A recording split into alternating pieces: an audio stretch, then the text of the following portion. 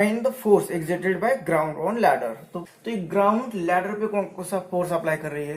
तो इस लैडर का वेट हमें नहीं कंसिडर करना है, तो वो वेटलेस है, नेग्लिजिबल वेट है। तो इस आदमी जो वेट यहाँ पे डाउनवर्ड डायरेक्शन में अप्लाई कर रहा है mg, तो इस वेट के कारण जितना फोर्स उस पर लगता है उतना वो नॉर्मल रिएक्शन अप्लाई करती है। तो ये नॉर्मल रिएक्शन आ जाएगा बाय न्यूटन थर्ड लॉ, इस साइड में मूव होगा। और उसे नहीं मूव होना है तो इस डायरेक्शन में एक फोर्स अप्लाई करना पड़ेगा।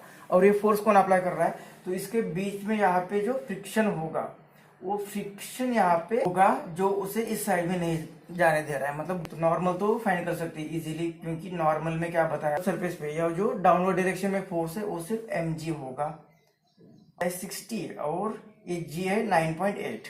तो आ गया, एक पार्ट तो हो गया। अब फ्रिक्शनल फोर्स फाइंड करना है। सपोज ये ग्राउंड निकाल दिया हमने, ग्राउंड हैंगिंग है इसे, तो ये mg क्या करेगा, इसे डायरेक्शन में रोटेट करेगा, मतलब इस डायरेक्शन में। तो ये होगा एंटी क्लॉकवाइज टॉर्क। ये भी क्या है, ए भी एंटी क्लॉकवाइज टॉर्क। इसे ऐसे उठा दिया तो ऐसे रोटेट होगा, मतलब ये क्या है क्लॉकवाइज।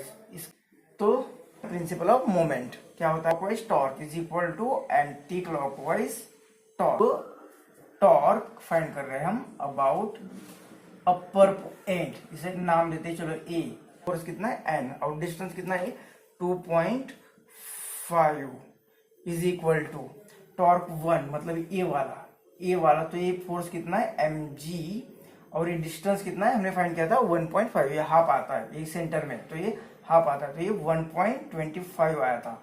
प्लस ये टॉर्क 2, तो ये फोर्स वाला टॉर्क, तो ये एफ आर फ्रिक्शन वाला फोर्स जो होगा वो एफ आर इंटू, मतलब ये उसकी लाइन ऑफ एक्शन, ये पॉइंट और ये होगा उसका नॉर्मल डिस्टेंस। ये कितना है 6।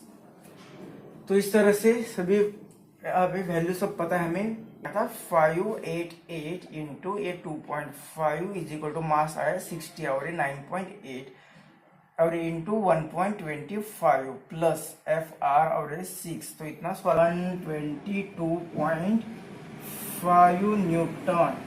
तो मतलब ये